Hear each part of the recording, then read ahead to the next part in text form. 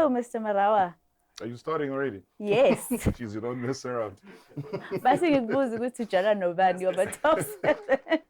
I'm Being a joking. top 7 I'm lunch. joking. Let's let that one go.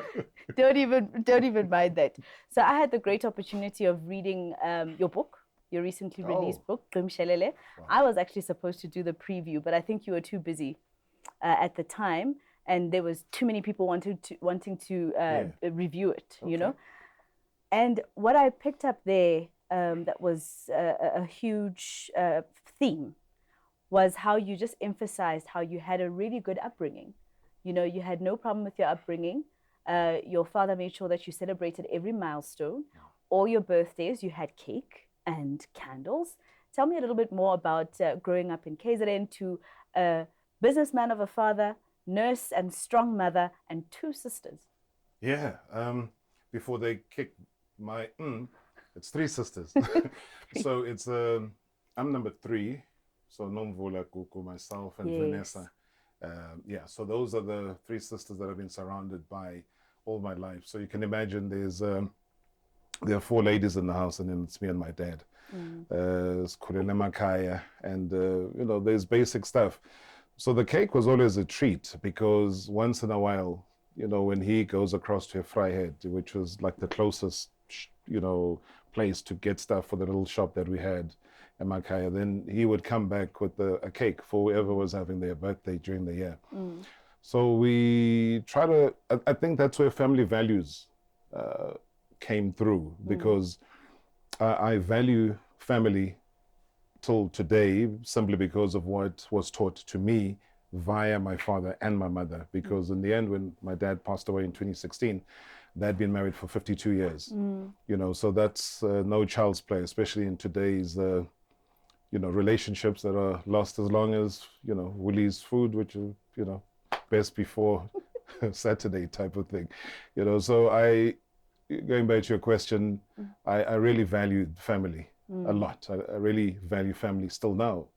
And especially with my dad gone, it becomes our responsibility collectively to look after Uma, who's now 86, and make sure that, her journey becomes and still continues to be a good one.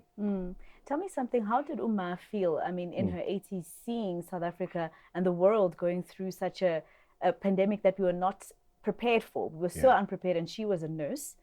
She worked in the health fraternity. What were her words as she saw people dying the way that they were?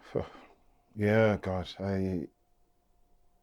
we try to protect her. We try to shield her. We use whatever we could to bring the health workers to come through to the house, because we didn't want her to leave home. So they came through and gave her the 2 vaccinations that we had to all take. And we really cotton-wooled her. We try to make sure that Uma doesn't leave and get into a space where there are a lot of people, or people come into the house, because obviously she was very vulnerable as an elderly person. But it so happened that I ended up being the one getting the COVID on 2 occasions, ending up again in ICU with the COVID. So I got to see the people leaving the world at a quicker rate, because in ICU, it's as bright as it is here in the studio. So one day you're seeing somebody who's there in the morning, you're seeing the mattress is flipped over, and you know that it's game over. So it was a frightening time for all of us, because we did not know.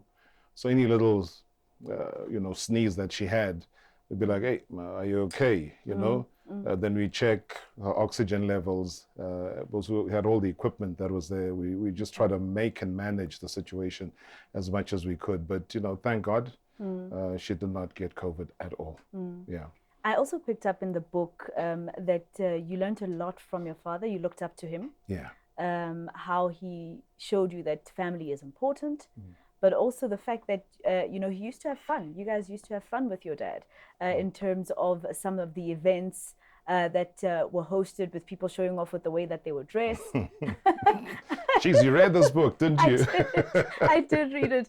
And Wow. the fact that, he was a person who also loved Tiger Woods before Tiger Woods became Tiger Woods. Is he the one who motivated you somehow to start commentating sport? Yeah, he loved golf. I had no clue what golf was. I still don't. People try and get me to come and play golf. Me too. Golf and I, it's a whole day's affair. and I don't think I've got the opportunity to have 5 hours to, quing and follow the ball and quing again. That's, privileged people stuff. So he loved golf because he was a caddy. I mean, he's a Botswana man from Klerksdorp, in the Northwest, in Jubitin. And he had a couple of Afrikaner friends who played golf, and he was caddy to them. But obviously, where are you going to play golf? So that was not a possibility. I did not have time to learn golf. I just knew that I wanted to do sport, but I wanted to follow football. So football was my passion. Football is what I followed on that radio that I spoke about in the book. And we listened to, and I felt like a hero. Here's a smaller Yana radio, but the whole boarding school was around listening to the commentary at the time. It was strange because he almost felt like he was probably Tiger Woods' father, because I think he was also just happy that there was a black face that was breaking into a golfing sphere, breaking into a sphere that was always dominated by white people. Do people know that you had actually registered to study to become a lawyer?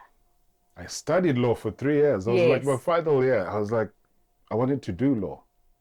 But that things opened up for you in the media. I made things to open up. I think sometimes when you say things open up, it's almost like, somebody somewhere pressed a button. Just sort me out, Spanbani who's inside. And I knew no one. I just knew what I wanted to do, and found ways and means to move from campus at Wits University in between lectures to go for this, very important audition that then started my journey. Although it was, Simunya days, but it was getting inside that building.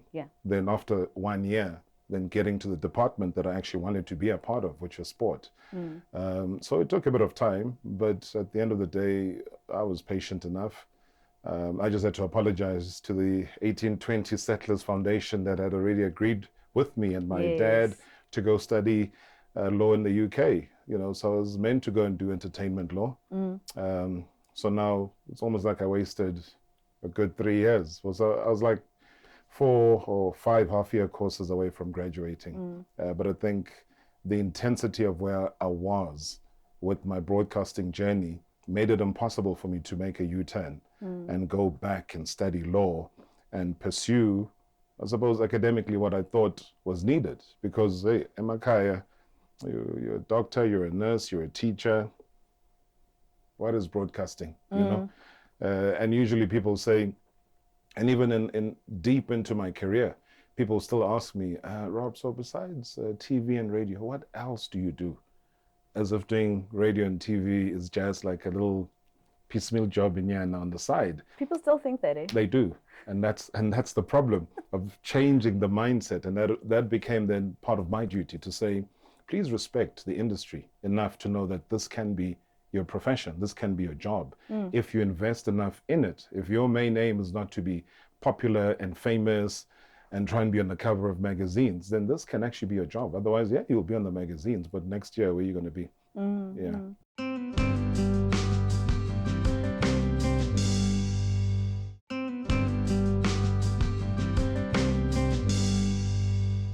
You mentioned something quite important, that you said your dad looked at in terms of Tiger Woods and seeing the first black face in a sport or a sporting code that was mostly for the white and the elite. Do you think the world is doing better right now in terms of that, whether it be the actual athletes and the presenters, people who are on your side of the job? The world is where? Athletics, for example.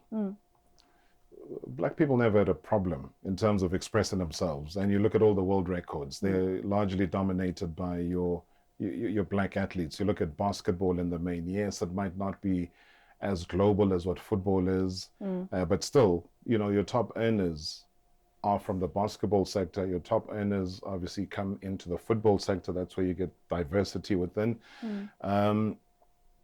So I would always say I'm pretty proud of how the world turned out. The only sticking point was always here at home with your crickets and your rugbies that were against a transformative direction that we were all taking. So I think a large bulk of where I got into trouble within the SABC It was making you ministers of sport who did not want to be questioned or criticized. Then we would fight the fight about transformation. Because if you are in the ministry and you're in government and leadership, then lead. Then whatever brought about inequality, let us see you turn it around so that people get an equal opportunity. That's actually quite true. Looking at some of the things that you've just said now, it's things that we still struggle with, where people who are supposed to be held accountable don't want to be held accountable. And it makes the jobs of people like you and I quite difficult, because it's either they don't want to speak to us, they just decline, or if they do come through, they are victims. Always. I see a lot of them who come onto your show. They almost look like, like, what have I done? What do you mean? Yeah. And then they talk as a collective, but you say, no, but you're there as an individual. So I think you are the face of this department. You're the face of the department. So I always say that for me, the biggest problem that we don't challenge enough is the electoral system. We don't challenge enough that a party goes into Congress, Mangawong or wherever they have a Congress, they with their branches choose a leader. And then they come back to the general populace and say, this is our leader. But this leader is the leader of the party. So you like this party, so you'll vote for the party, but this is the leader we give you. And then within 2 years, they're fighting amongst themselves against the leader that they've given you. The leader must bring the hope and not a collective, because now everybody who's there singing and dancing, they want the tail end of the benefit of that. Remember, this is not a struggle now to fight apartheid. When we hear our grandmothers and our aunties saying, hey, Mpanam, hey, begumnandi man, under apartheid we had it good.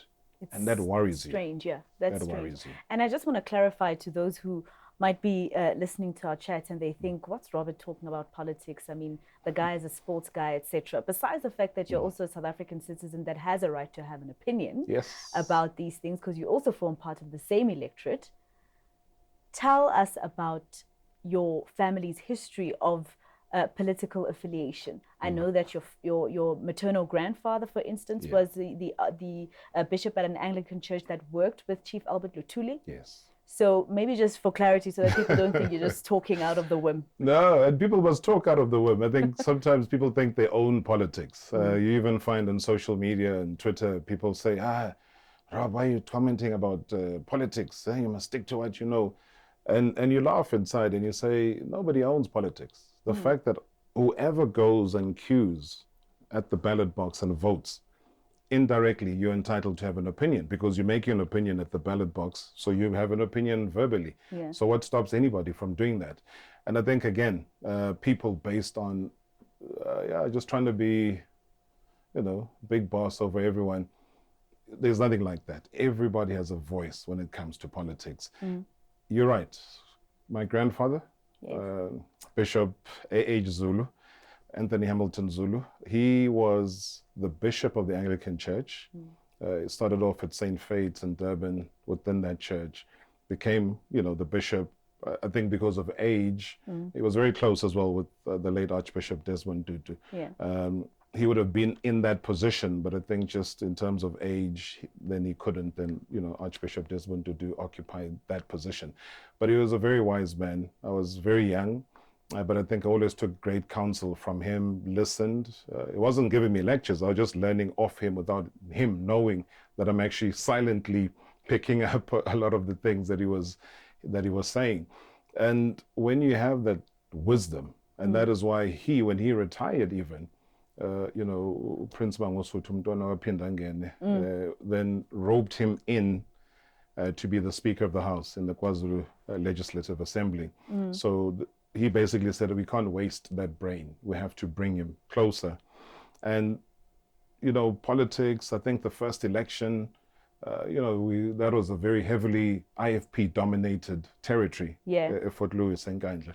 And we were part of the IEC people that were making sure everyone does the right thing, channel them the right way, et cetera, et cetera. So we became involved in that. So I was not in the forefront of any movement. I was not in the forefront of any party. But I think politics is heavily entrenched, because I take great pleasure in following whatever it is that is current affairs in South Africa and globally. and just knowing about politics in general, because I don't think we have to have a passport to know about politics. And I think that is where those debates and arguments, and maybe that's why we shut down so many fresh, young ideas in South Africa, because we think if you haven't been through the so-called struggle, but I don't know anyone who was part of the struggle who's there now. But if you're not there, then you can't have a voice. How much pressure was it? I mean, besides the fact that it was actually, you were actually fortunate to grow up in a household where your parents and your grandparents led in the community the way that they did. Yeah. But how much pressure was it in terms of making mistakes? You had a father who was a businessman, a mom who was a nurse, a grandfather who was a bishop of the Anglican Church. That's one of the biggest churches in the world. Yeah. And he had affiliation to politics to open your mind and conscientize you. So, how much pressure was that in terms of, I cannot make the wrong step? I don't know. I never felt that way. I just felt like I had, I mean, my dad was strict, so we probably hardly had those serious, hard conversations. But there was always newspapers, and I think newspapers are what molded me as well, because I'd always ask my mother to keep them for me when I was at school. So we never had gazillion holidays like schools do now, where there's half term, end of term, what term, we just went home 4 times a year. Yes. So in those 4 times, I came back to a pile of newspapers, obviously for the sports side, but obviously there's also the front side. So I ended up reading the entire newspaper, and I would start to get interested in all sorts of issues that were in the publications. And they were very rare. I mean, Sowetan came like twice a week there, but still we grabbed it. City Press came through. So that was my university. Growing up in a farm, were just those publications that came through, because there was nothing else to do. You couldn't say, I'm going to the ice rink. No, you have no ice rink there. Everything was what you did on the farm, making sure that things are, whether they're growing in the vegetable garden or they're being looked after in terms of, cattle, sheep, and so on. So that was the basic foundation. Everything else you had to do it yourself. Yeah. So, Sintle monna wa Motswana, you're a Tswana man. Yes, supposed to be rattling it, but born, bred, and buttered in KZN. Yes. Yeah. So how is it, when did you eventually find out that actually Robert Marawa is Tswana, not Zulu? No, I knew. When did you realize it? We would go to Clackstop. Yeah. It was like a forever drive, though, from where we stayed. It's far. Yeah. But we would go, and I would be fascinated. Because obviously in KZN, there's just like one language if you look at it. Unlike Joburg, which is really multicultural. Even the Zulu, there's different Zulus in Joburg. No, there is, in a big way. They'll all think that they're Zulu, which is fine. It's a universal language, So when we go to Juberton and Blackstop, then you'd pick up, man, would know there's language that's being spoken that is not registering, you know. But it took time, because when you go back home, then besides your father who's working for the longest time, and then you're going to boarding school, there's not much time to actually learn the language, because once you know, then who are you going to speak the language to? So it became a problem up until I got to university. But did he speak to you in isiZulu? Yeah, no, he knew Zulu, but he married Mazulu, Ngabezi Tumakeba. So he had to, even just for his own survival, because before getting into the industry, you'd be stopped by traffic cops, and they look at your ID and your driver and say, Marawa, yin Majelento. And the thing is, they don't mess around. They're very like, boom. There's no soft language. There's not like who or what. It's like in Majelento. So Lenanje wasn't making sense to a lot of the guys. But no, in essence, the family values, like I say, would then transcend to the other side, and co-visitation at times with one over the other. Yeah.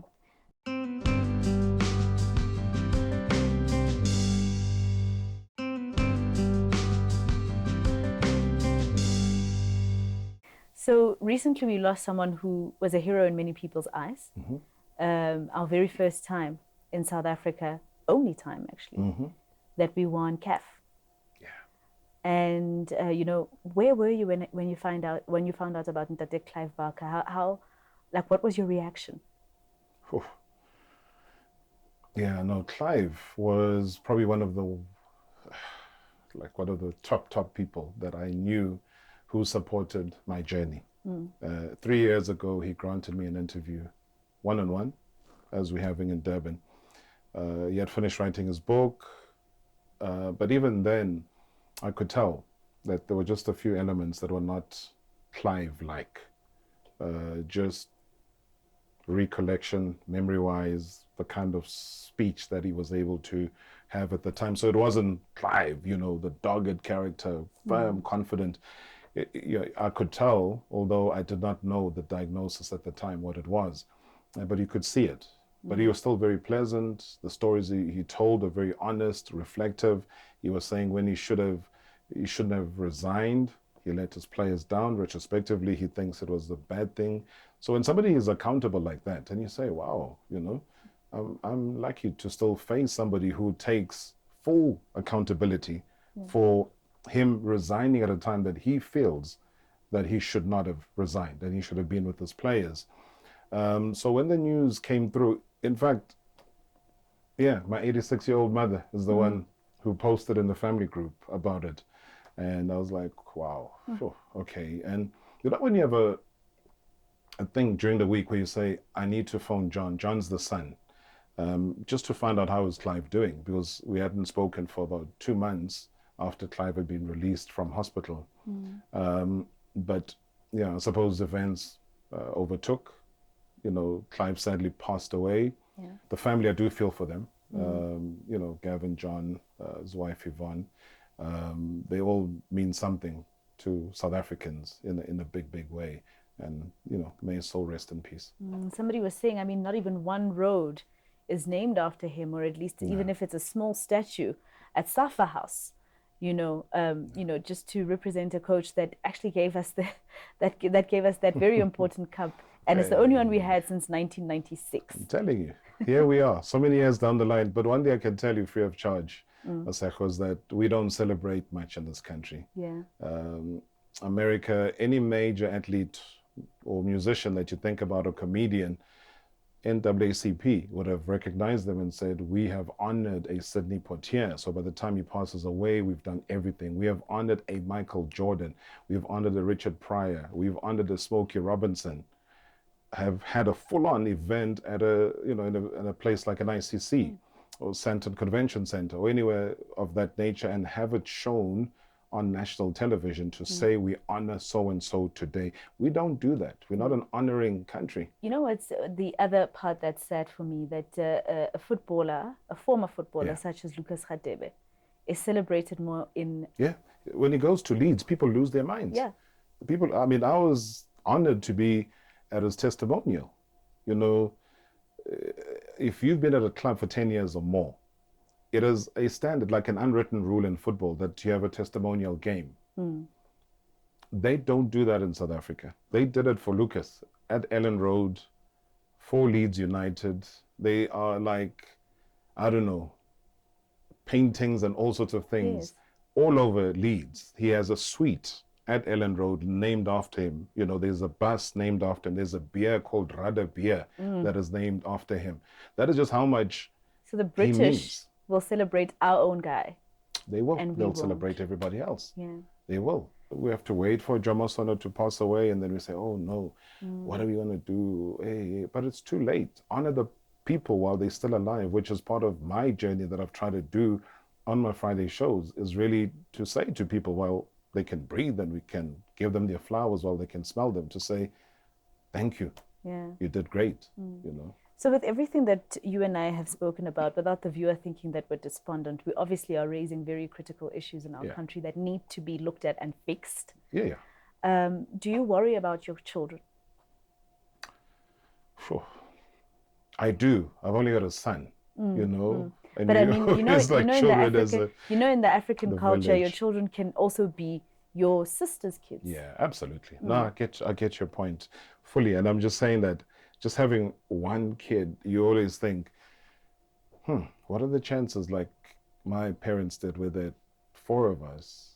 And during that time, which we, for them was difficult, but they did not know that post-apartheid life will be more difficult, that just having lights on, just having water to drink. And we at some point had the cleanest water, I think, in the continent or even parts of the world. And yeah, I do worry about them because I don't know what opportunities there will be. The rate of unemployment is so staggering. Porous borders, crime and criminality that never gets accounted for. Even if you can capture somebody on CCTV, we just watch. So there's just a lot of governance issues that need to be sorted out. I just think that South Africa exists mainly because of the will of the people that want it to work at the moment, but not the people elected that have said they want to lead us somewhere. So if you get elected, then show your leadership. Don't wait for us, or don't wait for a pandemic to address the country. We have a daily pandemic in crime, water, no electricity, all sorts of things. And like, show us, we don't have to wait for State of the Nation address to deal with issues. Yeah. Thank you so much for speaking to me. Thank you. I was Such hoping an we'd honor. laugh just a little bit more. We can always laugh, man. We can always laugh. We'll have one for National Comedic Day. Yes. Yes.